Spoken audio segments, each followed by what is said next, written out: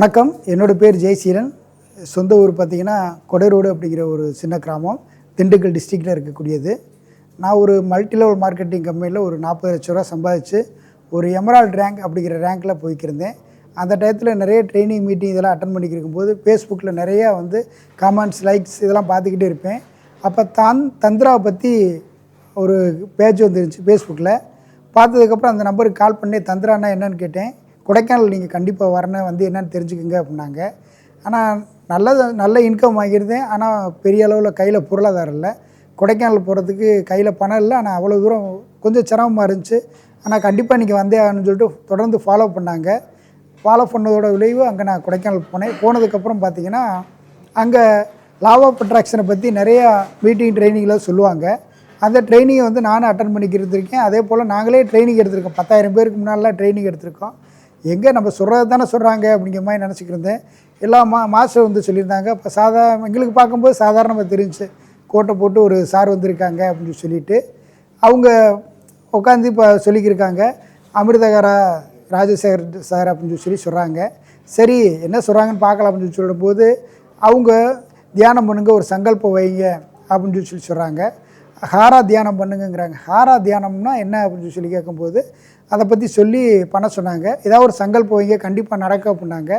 நம்பிக்கை இல்லாமல் நினச்சிக்கிறது. சரி ஏதோ ஒன்று பண்ணுவோம் அப்படின்னு இருக்கும்போது ஒரு தம்பதி நான் வீடு கட்டிட்டேன் அப்படின்னு சொல்லிட்டு ஒரு இன்விடேஷன் வைக்கிறாங்க. ஒரு பெரிய தாம்பழத்தட்டு நிறைய பழங்களை வச்சு அவங்க இன்விடேஷன் பண்ணும்போது என்னடா சாதாரணமாக இருக்காங்க, இவங்க ஈபியில் பெரிய அளவில் ப்ரொஃபஷனலாக இருக்காங்க, பெரிய அளவில் நல்லா வசதி வாய்ப்பாக இருக்கவங்க இவங்களுக்கு கொண்டு வந்து வைக்கிறாங்க. அப்போ இவங்க ஏதோ பெரிய ஆள் போல் இருக்குது அப்படின்னு சொல்லிட்டு நம்மளும் ஒரு சங்கல்பம் வைக்கலாம்னு சொல்லி சங்கல்பம் வச்சேன்.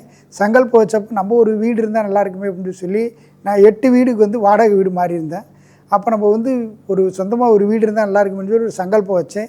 வச்சதுக்கப்புறம் நானும் அப்படியே விட்டுட்டேன். நானும் என்னோடய வேலையை பார்க்க போயிட்டேன். மாஸ்டரோட தொடர்பில் நான் இல்லை. கொஞ்சம் ஒரு 3 வருஷம் கழித்து நல்ல ஒரு வீடு கட்டிட்டு ஒரு 25 லட்ச ரூபாய்க்கு மேலே ஒரு நல்ல ஒரு வீட்டை கட்டிட்டு அப்போ பேசி இருக்கும்போது என் பொண்ணு பையன்ட்ட இது ஏன் வீடு நீ போடா அப்படின்னு சொல்லி சொல்லும்போது ஏன் வீடுன்னு சொல்லும்போது எனக்கு ஸ்ட்ரைக் ஆச்சு. நமக்கு ஒரு வீடு இல்லாமல் வாடகை வீட்டில் குடியிருந்தோமே, இப்போ இன்றைக்கி ஒரு வீட்டில் என் பொண்ணு என் வீடுன்னு சொல்லுது, நம்ம ஆதார் கார்டில் நம்ம பேர் இருக்கே அப்படின்னு சொல்லிட்டு எனக்கு ஆச்சரியமாச்சு. உடனே மாஸ்டர்கிட்ட தொடர்பு கொண்டு திருப்பி மாஸ்டர் நான் ஒரு வீடு கட்டிட்டேன் மாஸ்டர் அப்படின்னு சொன்னேன். சொன்னதுக்கப்புறம் அப்படிங்களா, ரொம்ப சந்தோஷம், வாங்க அப்படின்னு சொல்லி கூப்பிட்டு அதுக்கப்புறம் நீங்கள் ஜோதிர்லிங்கத்தை கண்டிப்பாக நீங்கள் அட்டன் பண்ணணும் அப்படின்னாங்க. சரி மாஸ்டர் நான் கண்டிப்பாக வரேன் மாஸ்டர்னு சொல்லிட்டு ஜோதிர்லிங்கத்துக்கு மாஸ்டர் கூட தொடர்ந்து பயணம் பண்ணிக்கிட்டே இருக்கும்போது சில விஷயங்கள்லாம் எனக்கே தெரியாமல் நிறைய விஷயங்கள் நடக்க ஆரம்பிச்சு. நம்ம என்ன நினைக்கிறோமோ அது நடக்க ஆரம்பிச்சு. அந்த மாதிரி நடந்துட்டு இருக்கும்போது நம்மளோட கர்ம வினை கொஞ்சம் கொஞ்சமாக விலகுது. அப்போ நம்ம கர்ம வினையினால தான் நமக்கு ஏகப்பட்ட பிரச்சனை இருக்குது அப்படிங்கிறத தெரிஞ்சுக்கிட்டேன். ஒரே இடத்துல இப்போ மும்பை எடுத்துங்க. மும்பையில் அம்பானி வீட்டில் ஒரு குழந்தை பிறக்குது. அதே மும்பையில் அதே பக்கத்தில் தாராவி அப்படிங்கிற இடத்துல ஒரு குழந்தை பிறக்குது. அதே டைம் அதே நேரம் 2 ஒரே நட்சத்திரம், ஒரே ராசி. அந்த குழந்தை பார்த்திங்கன்னா பயங்கர பொருளாதாரத்தில் நல்லபடியாக வளருது. 100 பேர் அந்த குழந்தைய பார்த்துக்க ஆள் இருக்காங்க. இங்கே அவங்க அப்பா அம்மாவை தவிர வேறு யாருமே கிடையாது. அதுக்கு என்ன வித்தியாசம்னு கேட்டிங்கன்னா கர்ம பலன் சொல்லி ஒரு விஷயம் இருக்குது. அந்த கர்ம பலனை எப்படி அழிக்கிறேன் அப்படின்னா அது யோகத்தாலையும் தானத்தாலையும் பண்ண முடியும். அப்போ பக்தி மார்க்கத்தில் போய் யோக தானம் இந்த மாதிரி விஷயத்தில் நம்ம முழு ஈடுபாடு கொடுத்து மாஸ்டரோட வழியில் நம்ம நடக்கும்போது நம்ம கர்ம வினை பூரா குறையுது. அப்போ அந்த கர்ம வினையை குறையிறதுக்கு சில நுட்பங்கள்லாம் இருக்குது, சில டெக்னிக்லாம் இருக்குது. அந்த டெக்னிக்கில் உள்ளே போக போக போக போக அந்த நம்மளோட கர்ம வினை கண்டிப்பாக கொஞ்சம் கொஞ்சமாக குறைய நம்ம வாழ்க்கை மிகப்பெரிய அளவில் ராஜாதி ராஜா மாதிரி வாழ முடியும் அப்படிங்கிறது மாஸ்டர்கிட்ட அந்த டெக்னிக்கை அனுபவிச்சதுக்கப்புறம் நமக்கும் மிகப்பெரிய ஒரு உத்வேகம் கிடைக்குது. நம்ம எல்லோரும் பணம் சம்பாதிக்கிறாங்க. ஆனால் ஒரு சிலர் ரொம்ப ஈஸியாக சம்பாதிக்கிறாங்க, ஒரு சிலர் ரொம்ப கஷ்டப்பட்டு சம்பாதிக்கிறாங்க. அப்போ அந்த ஈஸியான வழி என்னென்னு கேட்டிங்கன்னா நம்ம கர்ம வினை குறைஞ்சிச்சு அப்படின்னா நமக்கு வர வேண்டியது எல்லாமே கண்டிப்பாக வந்தே தீரும்.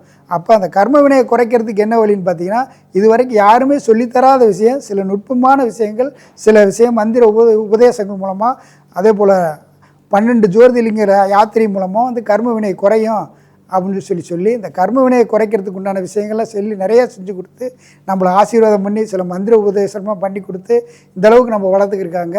அதாவது குரு பார்த்தல் கோடி நன்மைன்னு சொல்லுவாங்க. இந்த அமிர்த குரு பார்த்தா லட்சம் கோடி நன்மை கிடைக்கும். அந்த மாதிரி வாய்ப்பை ஏற்படுத்தி கொடுத்த டாக்டர் அமிர்தர் குரு ஐயா ராஜசேகர் அவர்களுக்கு மிகப்பெரிய நன்றியை தெரிவித்து இந்த வாய்ப்பை ஏற்படுத்தி கொடுத்த உங்கள் அனைவருக்கும், இந்த பிரபஞ்சத்திற்கும், அதே போல் இதெல்லாம் அரேஞ்ச்மெண்ட் பண்ணி மிகப்பெரிய நன்றி சொல்லி என்னோடய செஷனை வந்து வைண்ட் அப் பண்ணுறேன்.